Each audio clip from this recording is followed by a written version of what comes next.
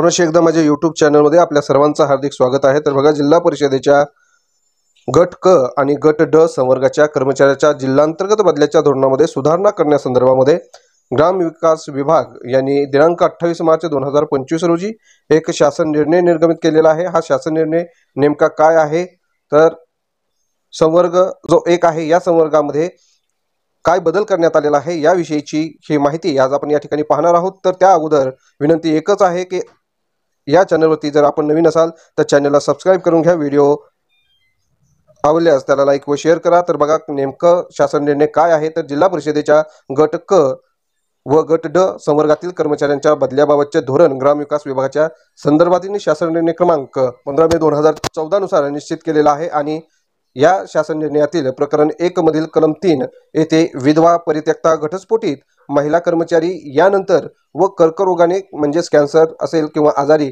पक्षघाताने आजारी किंवा डायलिसिस सुरू असलेल्या कर्मचारी या सर्व कर्मचाऱ्यांच्या अगोदर 40 वर्षावरील वयाच्या अविवाहित महिला कर्मचारी यांचा समावेश हा या पत्रकान्वये या शासन निर्णयान्वये हा करण्यात आलेला आहे।